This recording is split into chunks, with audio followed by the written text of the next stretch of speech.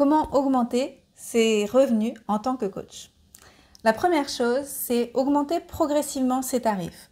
Prendre le temps d'être à l'aise à un tarif qu'on va sentir juste pour démarrer. Et puis se dire par exemple, je vais prendre 5 personnes à ce tarif. Ou alors, je vais travailler 6 mois à ce tarif. Et ensuite, à partir de 5 clients, ou à partir du 6e mois, reconsidérer le prix et se poser la question. Par rapport à ce que j'ai réussi à créer dans mes séances, comment je me sens avec ce prix? Est-ce que je désire rester là? Est-ce que je désire l'augmenter? Et progressivement, comme ça, danser avec les prix et voir ce qui est juste pour nous. À mesure qu'on va recevoir aussi les feedbacks de nos clients, on va de plus en plus gagner en confiance. Et on va se dire « Ah, j'ai reçu tant de témoignages qui me disent la valeur de mon coaching. » Et ça va nous aider à fixer un prix sur la valeur de notre travail.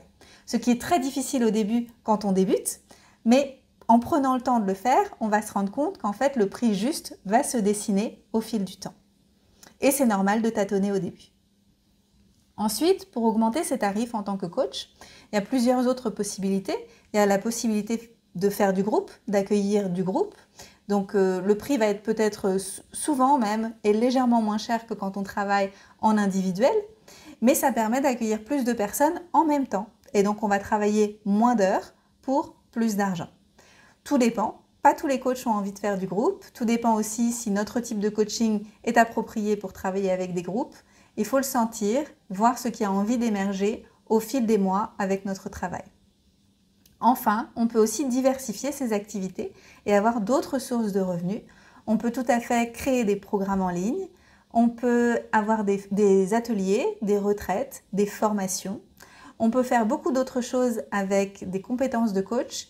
Et vraiment, notre seule limite, c'est la créativité et ce qu'on a envie de mettre au monde à partir de qui on est, de nos expériences. Et c'est la vie qui va nous donner des idées.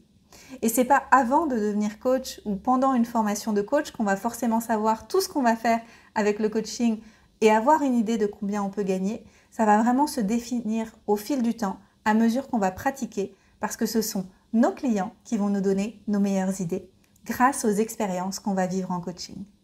Ayez confiance et ayez confiance aussi que vous avez votre capacité pleine et entière de créateur et de créatrice pour pouvoir créer votre abondance parce que vous avez énormément de clés en main en tant que coach pour pouvoir créer tout ça. En fait, c'est vraiment une posture de créateur, de créatrice, libre de créer tout ce qui est possible de faire dans le coaching. En anglais, on dit « sky is the limit », c'est un peu ça, en fait.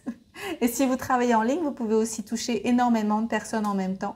Comparé à si vous travaillez en présentiel, vous serez toujours limité par une salle de classe, une salle de conférence que vous allez louer, mais vous pouvez faire les deux, un format hybride, et vraiment écouter ce qui est juste pour vous par rapport à ce que vous avez envie de créer. Et ce qui est beau, c'est que tous les coachs n'ont pas envie de créer la même chose et qu'il y a vraiment de la place pour tout le monde.